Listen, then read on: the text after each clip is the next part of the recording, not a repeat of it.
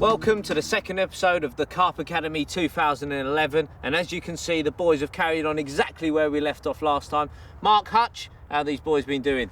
Well, they've been doing really well. They've been spotting over sloppy mix over zigs, and well, they're struggling to keep a rod in the water at the minute. Just fishing at about half depth, and just fish a chuck. So, brilliant, brilliant. They're catching on the bottom as well? they've had some last night on the bottom this morning. As soon as it started to get light, put a zig out and it went immediately. So it just shows by changing things they got more takes very quickly.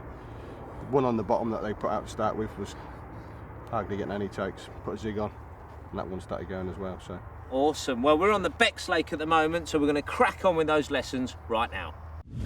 Well, it's rare for me to say that I'm in the presence of greatness, but with these two, I truly am. Pete Holhouse, Ian Huntington. Now, we're going to talk solid bags, and you boys, I know, cast them out every time. Why is that, Pete? Well, basically, it's just the presentation that you get when it hits the bottom. Perfect presentation every time. So tangle proof. Tangle proof's the word, isn't it? Yes. So if you were to have your life resting on it, that is a setup you'd use. What Ian's going to show you now is what I would use if my life and his life depended on it. That's what I'd do. Right, okay then. I can see you've got all manner of tricks and bits in these boxes, and you've got a solid bag in your hand ready to go. Talk me through, Well, how it works for you. Yeah, a standard solid bag with some mini pellets in. What size is it? The actual bag, Yeah. it's the medium size. Okay, all right. Little 2-ounce lead, rig, little pop up on it. But obviously, when we do a lot of match fishing, we tend to bring these wholesale to the event.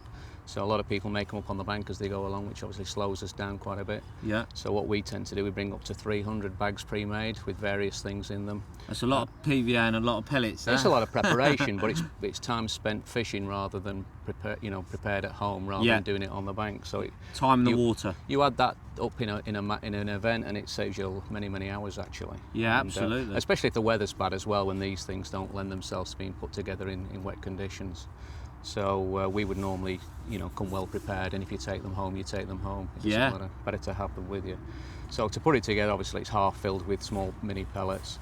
We drop the lead in the side of the bag, and you see a lot of people building these things piece by piece, but we tend to just drop it in and just let gravity do what it needs to do, and the lead will work itself down to the bottom of the bag. Right, got you. Once it's at the bottom of the bag, we'll drop the bait in.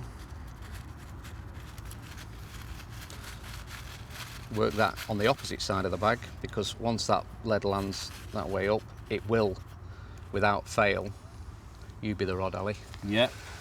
without fail, land lead side down every time. Yep. There we go. Lick the side of the bag, centralise the tube. Yep. Nearly pulled that out for you. Like I say, with a bit of loose line, it's not quite the same. Yep. So I think I've got some no spit. Right, okay. That's Oh, look at perfect. that. Lovely.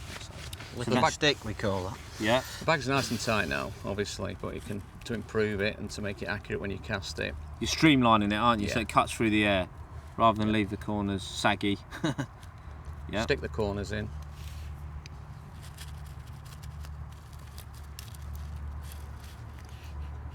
Again, if you trap a pellet, it's not really important. Yep, yep.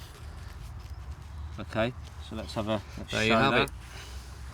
So that is your take to absolutely every lake that you fish. Yeah, well, it's obviously you can put many things in solid bags, and the universal, and there's a lot of things you can do. You can add flavour to the inside of the bag, or in this case, what we do here in this situation, we'd add some flavour to the outside of the bag. Now that is one of the ironies of this of this Carp Academy. The fact that you bought a couple of tricks that I thought might take us 30 years to get out of you two. But yeah, you've actually mentioned something I've never seen before. I've seen it people dipping funnel web bags into sort of standard dips, but you've got something that you actually stick to the outside of the solid bag. Yeah, we've got a few products here that we sort of put together, and they're quite glutinous. Yeah. Yeah, but you get what the picture is, and you get a quite a good adhesion. If you imagine that's out in the dangling from the rod, there's no residue coming off, nothing's going to come off on the cast. It's and amazing. That's flavour and colour and smell when it hits the water, so that the bag is working for you as soon as it hits the surface. So when that goes into the water, right, there's two things I want to touch on. One was you had the little stiff boom coming out the back. You can control the amount of air you let into or out of the bag with that. Yeah, the tube that actually goes into the lead serves the purpose of sticking the PVA in the first instance. Yeah, giving it something to grab onto. Yeah. But the added bonus is that you can, because it's a tube, as a straw, you can suck the air out of the bag if necessary. Yep. And also you can blow air into the bag. Yep. Now that lends itself to some sort of stick mixes that we'd normally use on a cobweb situation. Yeah. But obviously, if you use them in a solid bag situation, you can blow the stuff in, and that is awesome. as I say, it's all human grade products. It's amazing. What does it do in water? Well, I'd have to really show you what it does to demonstrate. Give me a description. The best description. Well, it releases a massive amount of colour, and obviously it's all natural flavours, which you probably can tell that's pineapple, Ali. Oh, mate. And is that the... yeah, you won't need lipstick, mate. You're getting covered. Well, I'll have to stop you there because we could keep talking to these boys about solid bags for the next hour. Awesome information. They're solid bag masters, and I reckon if we wait another 20 years, we might get a little bit more blood out of these two stones.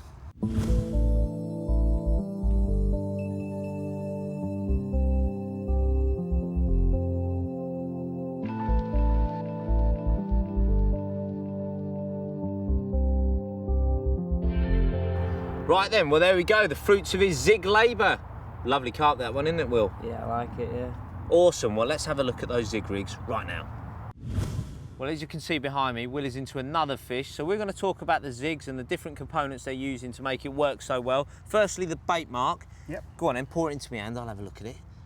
Right, talk me through, this is the contents that you're putting in the spod over the zigs, yeah? That's right, yeah. I think one of the most important things in there at the moment, we've got floating dog biscuits of different sizes because we've got the fish coming right up on the top, so we want a floating element to it. In there we've got crushed hemp, mixed particle, and some crushed up pellets done in the crusher. So, Okay. we've got a nice cloud coming down through the water column. We've put loads of oil on there, loads of sinking liquid, so we've got oil that rises, sinking liquid, so we've got something going through the whole water column there. Brilliant, and that gets the fish coming in, Oh, hunting, rooting. Exactly, they're coming into the area and it's just up to us to pick the right depth, and at the moment they're all on the top, we're getting them within a foot, so it's absolutely working. Will's had, he's had 9 now in literally an hour and a bit, so it's doing really well. And as the session progresses, as it comes into the evening, will you lower them based on where you think the fish are? That's right, yeah, we're going to fish the zigs until we exhaust it, I think. Till you need some sleep. Till we need some sleep, and then we've put bigger food items in there towards the end of the day, some crushed boilers and that, and there's little bits of seed that are going to work their way down to the bottom, and then maybe we'll switch over as the water cools in the evening, and we'll add a few fish at night as well, so we're Awesome. going to switch it over, yeah. Okay, right, I'll throw that at you, and we'll go on to the, I couldn't I resist. stink, mate, anyway, it don't matter. Well, I didn't want to say nothing, I thought it was your new aftershave. Right, let's crack on to the rig itself, and Yeah. then we'll talk about the hook bait. Okay. There you go, so talk me through it. Just really, really simple. We've got a little 12mm pop-up, dark in this case. It doesn't matter what smell or taste it is. Just want something nice dark so it silhouettes so the fish can see it. Up against the skylines, we've got clouds coming over and it's quite light as you look up.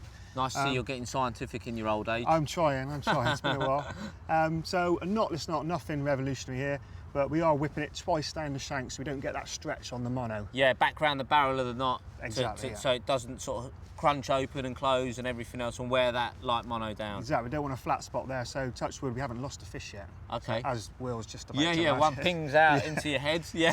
So nice big gape on the hook, little size 10 mixer, absolutely perfect for this situation. We've got a nice length then of 10 pound monofilament. Nice Yeah, and something thin, like nice and cruiser light. control, that sort of stuff. Exactly what it and is, then yep. down to the leg clip and the system there. I see you've actually got it on on a bit of tubing. Yeah. Is that you've actually got it on a clip as well there, haven't you? A quick link. Quick links. We're fishing little bags at night anyway, so we've literally just flipped it over. Nice, quick and simple. We don't have to change the rigs. There's no weed here, so you don't need to drop the lead. No weed at all. Not essential. It will drop off if it touches any sticks or debris on the bottom, but we haven't had that. And so far, we're getting away with a little 2-ounce lead, and it's causing him no problems for landing. So we're keeping it simple. And just the final point on the actual hook baits here. I know you've got some of these Atlantic Heat sort of custom-made pop-ups for the job. Yeah.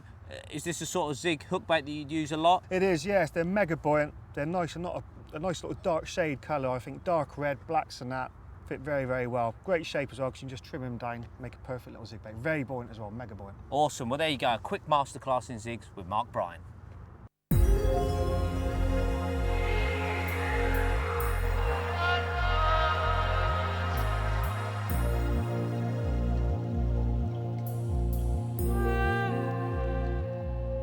Well, we're around with Sam and Tom, who are coached by the carp catching machine that is Luke Stevenson, making his Carp Academy debut. Now, Luke, you said one of the things that all the tutors tell the students, feeling the lead down, it's absolutely vital in your fishing. Absolutely, yeah. And is it something because you do a lot of overnighters, you disregard the marker float?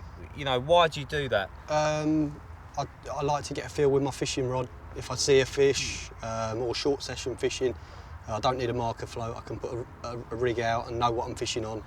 And why do you do that over a marker float? What are the negatives of using a float on short sessions? A float, you don't get a lot of feel with one. If I put a rig out, I can leave it out there. If it goes perfect with the marker float, I then got to try to cast get on. a rig out there as well. Yeah. Yeah, it's a disturbance. Yeah, and it doesn't give you the opportunity to come into a swim with a few fish cruising around. Yeah, you just want to put 2 rigs out, feel for a good drop. If they're good, you leave them. If they're not, you don't. And it's something you never see kids doing at the start, do you? No, I didn't when I was a kid. No. But how big a difference did it make to your fishing? Everything. I could be fishing in 6-8 inches of water on a bar, and you wouldn't know. Yeah. And you'd leave it there a day, you know. But it transformed your fishing when you picked it up. Yeah, of course. All right. Well, let's run through how you do it. What's the process? Wind it up. Yeah. Yeah. I'll put the lead out. Okay. Obviously, there's no rig on it. Yeah. About 30 yards. Yeah. Feathering the lead, getting a tight line, rod back up, down. Oh, lovely. And you get a bit of a donk. you know. And that tells you everything. Yeah, it tells me it's sort of a firm bottom. So in that instance, it's landed on a firmer patch, so you've actually felt the rod tip, you felt it through your fingers as well, haven't you? Yeah. So do you always put your finger on the line? Yeah, you feel it through your fingers, you feel it through the rod. Obviously, you see it, your rod tip. At night, you wouldn't see your rod tip, so it's all about feel. Everything's about feel, and you learn your fishing rods, you know? Yeah. If you give me a marker rod now, I couldn't tell you what that was out there because I'm not used to it. You know? Yeah, all done with a fishing rod. Yeah. So you don't. What does silt feel like then? What does weed feel like? Weed, you can barely really feel it drop. Yeah. Sometimes you feel it donk, but then it locks up, so that tells you there's a bit of like Canadian or something like that out there. If that really smacks in and your teeth shudder. Yeah, that's gravel. It's one to put a rig on. Yeah. And then silt and stuff. I presume it's a slightly lighter drop. Yeah, it's just a nice sort of a firm bump. Just you know. To make it count. Yeah, brilliant. Yeah. And I presume every time you cast out, you will always put that rig in on a tight line. Yeah, absolutely. Yeah. And is there ever a case for not doing that? No, not really, unless I was crashing one through an island with maybe a solid bag. But no, it's generally I want to feel that lead down. If I can't feel it down, if the wind's too strong and get a bow in the line, I've got to get it in and do it again. Yeah, you know? vital. Yeah. Well, we tell the students every year, if you could take one thing away from the Carp Academy, it's feeling that lead down, it's feathering that lead down every time when you cast. Well, we're around with one of our youngest tutors, Elliot Gray, and John Bird and Jack Reed. Boys, you're absolutely hauling. Are you having a good time? Yeah, it's great. And what you been learning, Jack? Loads of things. Yeah? Yeah. Plenty to take away from the Carp Academy? Yeah, loads. Well, talking of the subjects that you've been covering, how have you caught these carp? Started off fishing at the bottom of the shelf, about 8-9 foot of water over particle. Fish came in closer because the sun came out, so we brought one rod short and solid bag, brought one of the rods up the shelf, put a bit of particle over it, 18mm boilie. That was that fish, and this one was on a solid bag with a pineapple, just right in close, probably 2 rod lengths out. Brilliant. So they've learnt not only that different methods work in different situations, but they've learnt about watercraft, bringing that rod off the shelf, off the island, not always having to fish tight to places. No. Adapting to the, what the fish are doing, adapting their angling to suit the fish, really, yeah. Awesome. Well, there you go. That's the beauty of Carp Academy. These boys learn plenty and can take it back home into their fishing.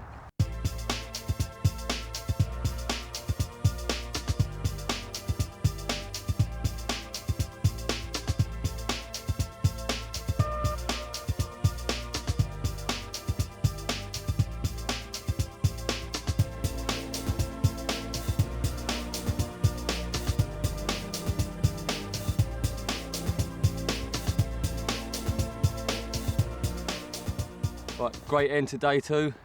Bawley approach, nice big bawleys, and the result is a nice big carp. £25 common and a PB. Happy days, eh?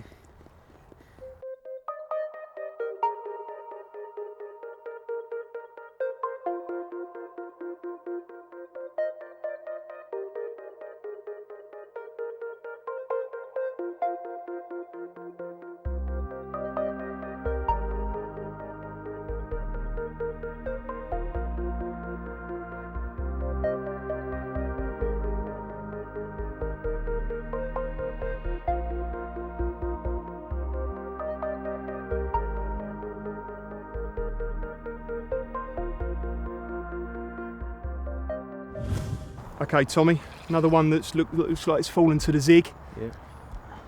Really important when fishing with barbless hooks, and these all barbless on here. Always keeping that tight line. We've been finding it difficult because there's been weed on the line. Luckily with the zig fishing, we've been fishing with tighter lines. It's been up in the water and it's not been picking up the weed. But that's right, keep it nice and high, nice bend in the rod tip and keeping that tight line, because especially with the zig as well, it's a really long hook link, and if that lead doesn't dump, it can wobble around a lot, and with a barbless hook can really weaken that hook hold. So nice one, mate. That's really good. Ooh, angry carp. That's it, keep a bend. Get ready, if it starts to come in towards you, it can lose that bend very, very quickly. But similarly, if it starts to charge, we want to be able to give it a little bit. Now, unfortunately, that lead hasn't dumped, has it? So it's a little bit cumbersome when it's wobbling around like that, but we should still be okay. Let's get the net. Okay. There we go, bring him in towards me. Excellent job, mate. Well done. Nice little common. Cheers. Good skills. Another one on the zig. Good skills, mate. Nice one. This is the rig that's been doing the damage for Dan. Very, very neat and tidy. You'd think that was tied by me, but he's done it all himself. So looking at the hook bait first, we've got half a pop-up and half a bottom bait on there. So that'll basically sit up just nicely off the bottom, so the bright orange or bright yellow bit will be visible to the fish.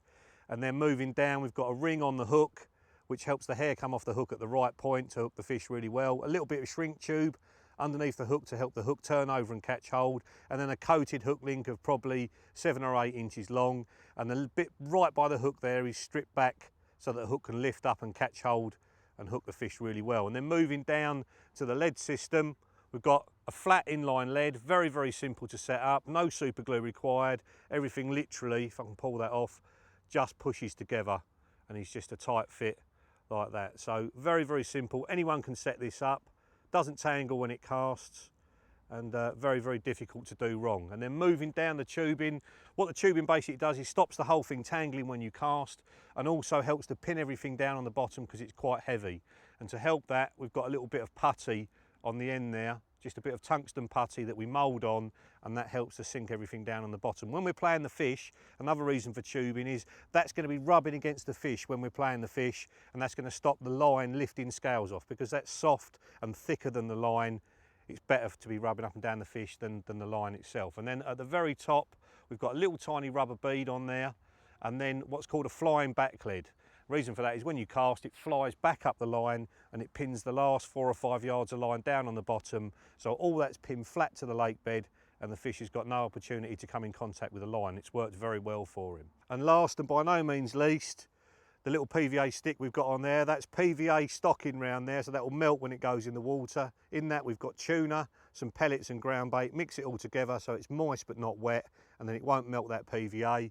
And then we just tie a PVA stick out of a simple funnel system, PVA system, and then the hook gets pulled into the end like that, so there's nothing can tangle at all, and on the bottom that's going to melt and leave a lovely pile of bait round that hook bait and hopefully draw the fish in, and he's going to get another bite. So that's my bit done now. I'm going to hand over to Dan and he's going to whack it back out on the spot.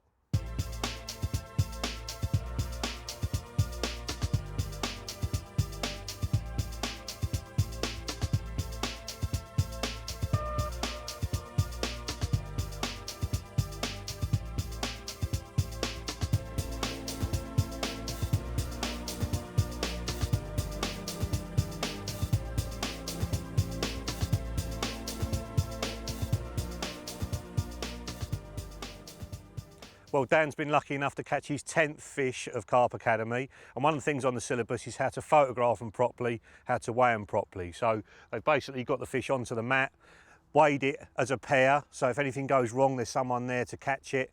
And then when they're taking the photographs, it's nice at the moment, it's quite even light, so they can take a photograph pretty much anywhere in the swim. But they've checked their background, they've made sure they've got a nice bank of reeds behind them. When he's holding the fish, he's holding it nice and straight, it's not rolling back towards him or forwards, so you get the full frame of the fish. And then young Benedict, who's taking the pictures, he's just taking them from different angles and just making sure that the head has got a nice margin, the underside of the fish has got a nice margin, and it's central either side as well. That's the important thing, just to look around the viewfinder and make sure it's nicely in the centre of the shot. So they're going to do a few more pictures now. It's another PB for him, 18.5 pound, a lovely mirror carp. That's what Carp Academy is all about.